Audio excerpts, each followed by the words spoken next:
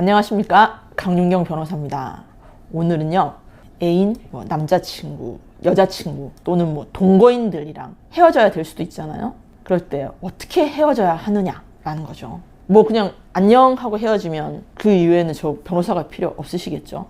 그런데 이제 상대방이 애인이든지 동거인이든지 헤어지기 싫다라고 할 때 어떻게 할 거냐라는 거예요. 어떨 때 법률적인 문제가 생길 수 있냐면, 첫째, 같이 살고 있을 때 있을 수 있잖아요. 그 상대방 애인이 집에다가 우리 원장님 댁에 다 짐을 갖다 놓고 있을 수 있어요. 그러면 이제 어떻게 헤어질 거냐? 똑같습니다. 나가라! 라고 하면 돼요. 혼인신고를 한 분들은 나가라! 한다고 끝이 아니잖아요. 그런데 사귀는 사람들은요, 나가라! 하면 끝입니다. 그게 혼인신고를 해야 되냐, 안 해야 되느냐의 차이입니다. 아무리 보기에는 아파트 관리소장님 남편분이신가요? 아내분이신가요? 한들 혼인신고하지 않으면 나가라. 근데 이제 이분이 같이 사시던 동거인이 안 나가요. 그러면 이제 우리가 제일 먼저 원장님들 생각할 수 있어요? 번호키를 바꾸는 거죠. 그죠? 번호키를 못 들어오니까. 이제 보통 그러면 포기하죠. 그래서 이제 상대방 애인이 내 물건 돌려줘. 끝! 이렇게 될 수도 있고, 그 상황에서 이제 이 애인이 동거인이 열쇠 있잖아요. 문 따시는 분들. 열쇠 수리공 불러가지고 그 번호키를 뜯어버리고 들어온 겁니다. 그럼 이제 우리 원장님들 같은 경우에는 그거는 내 물건에 뜯었으니까 손괴. 거기다가 손괴라고 아직 고장낸 걸 거기다가 내 집에 함부로 나 허락도 없이 들어왔으니까 주거침입 이렇게 생각해 보실 수 있잖아요. 이분이 관리소장도 알고 주민들도 아시는 그런 분이었다면 그걸 주거침입으로 안 볼 거예요. 그거는 안 볼 건 첫 번째, 한 번 정도 이 동거인이 뜯고 들어왔을 때 그걸 주거침입으로 안 볼 여지가 높습니다. 왜냐하면 이 이제 동거인의 입장에서는 그건 내 집이거든. 그렇게 볼 수 있잖아. 물론 원장님의 등기로 돼 있고 모든 게 원장님 소유이라고 생각하실지 모르지만, 그 동거인의 입장에서는 이걸 표현을 점유라고 합니다. 소유와 점유는, 소유는 내가 완전히 내 거 등기한 거, 점유는 거기서 살고 있는 거, 그런 걸 점유라는 표현을 쓰거든요. 그런 점유자도 그 집에 들어갈 권리가 있어요. 그래서 그때는 범죄는 아니에요. 근데 그거를 내가 나가라 해놓고 한 번 정도는 뜯고 들어왔을 때 집 물건 찾아가기 위해서 들어왔다라고 보일 여지가 있잖아요. 그럴 때는 범죄가 안 되지만, 내가 또 바꿨는데 또 들어오고 하면 그거는 범죄예요. 그러니까 그때 처음은 경고를 하는 거예요. 하지 말아든지 신고할 거다. 다음에 한 번 더 들어오면. 그렇게 하시면 될 것 같습니다. 근데 이제 그 동거인이 들어와서 난장판을 만들어 놓은 거예요. 막 집 다 찢어버리고 막 유리창 다 깨고, 그때는 그건 또 범죄예요. 범죄고, 그리고 그러려면 접근 금지도 할 수 있고, 그런 것들은 있을 때는 항상 증거를 잘 확보해 놓으셔야 돼요.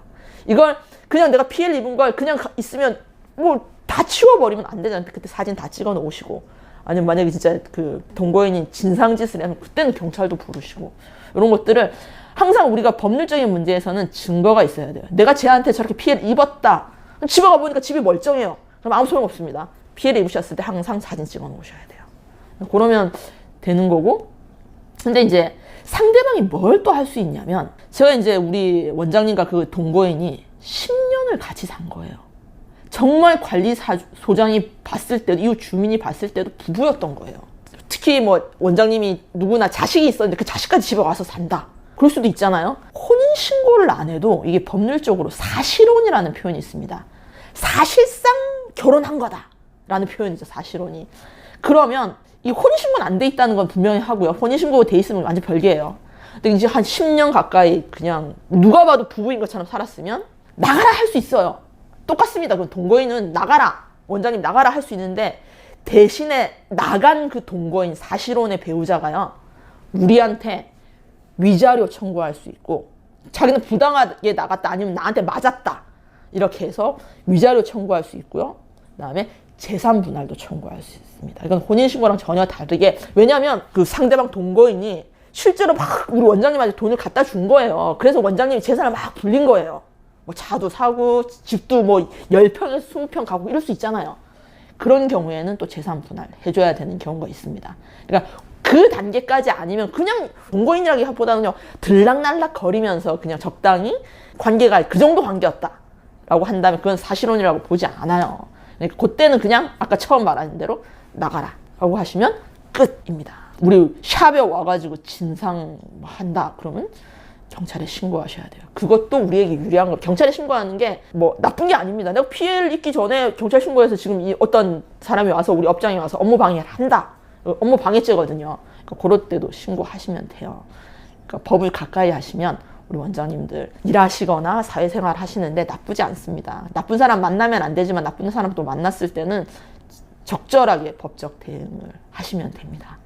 요즘에 그 통신사에서 아주 저렴하게 CCTV를 설치해주는 서비스가 있어요. 그래서 CCTV를 확보해 놓으면 훨씬 유리하다. 그게 증거잖아요.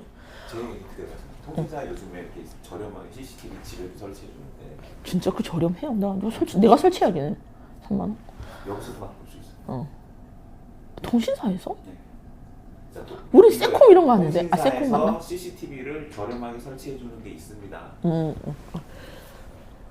아까 증거 말씀드렸잖아요. 증거를 탁 확보하기가 적시에 확보하기가 여의치 않은 경우가 쉽지 않습니다. 그럴 때 이제 우리가 서비스들이 있는데 통신사 다들 있으시잖아요. 통신사에서 저렴하게 CCTV 서비스 있습니다.